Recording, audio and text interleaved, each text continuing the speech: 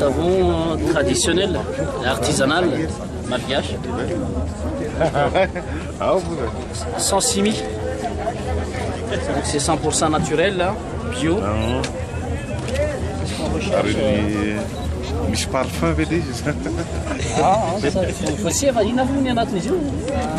Menaka dia soda. Za? Menaka soda. Menaka soda. Soda. Menaka dia soda. Ina le ravina Tsisy laro. Zay ihany. Tsisy laro zany izany zao. Le rano toko rano fotsiny. Fa mahavoatra zany pataloha ma sisy laro le mbola mandrango. Fa zao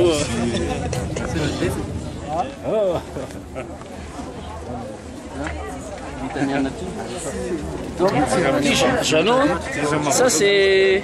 Il nous a dit, Jérôme Tisma des piles. Des piles là? Donc, ça c'est à partir de nos ampoules recyclées. Hein. On met 3 LED à l'intérieur, donc très économiseur d'énergie. Donc il suffit de mettre 3 batteries, 3 piles d'un volt 50. Ça fait 4 volts 50 pour illuminer, éclairer la maison à l'intérieur. Ça c'est vraiment l'astuce des brouillardises malgaches. Et c'est une nouvelle technologie. Moi en tant que ministre de tutelle, ministre des nouvelles technologies, je viens de découvrir finalement les malgaches sont aussi innovants en matière de nouvelles technologies. Et la preuve à Betaf, un artisan vient donc de créer pour les ménages malgaches hein, dans les foyers ruraux. Voilà. C'est pas mal. Telorif, ça coûte moins d'1 €. Telorif, c'est moins d'1 $. Le kit complet. Voilà. Et c'est avec l'interrupteur hein, qui vient qu'on a importé de Chine. Hein?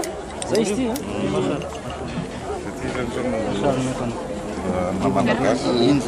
Il sort de l'internet, les copies.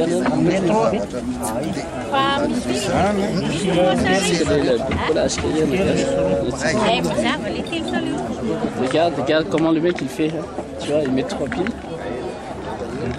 LED. Voilà. Voilà le LED. Il y a 3 LED. 3 LED à 1,50. C'est une petite.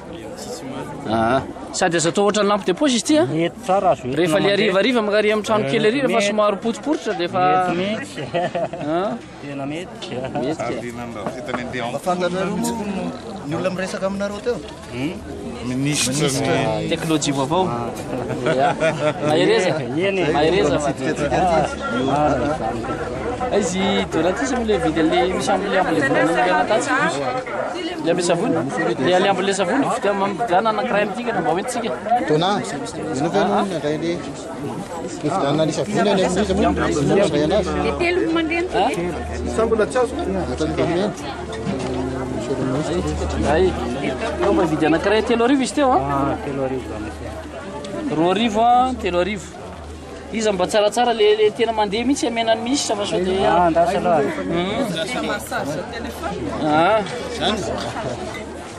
Ese telo vita ministre mandeha. sady le massage téléphone koa izy io dadany zany a Mayan le gasy monsieur le ministre no tsy ampy fitaovana. izy io raha hitarina kely dia atao mandeha amin'ny herin'ny masoandro koa azanao maka panneau solaire dia mirecharge batterie rechargeable dia avy eo dia iny indray ny entina mipetraka aminao dia mandeha amin'ny herin'ny masoandro izy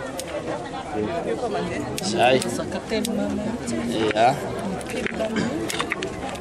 zero mitsitsy zay mazava ny tontolo ambanivohitra le retsy tena ary mazava ny lalakombana fa dia teknôlôjia vaovao ten'Andriamanitra to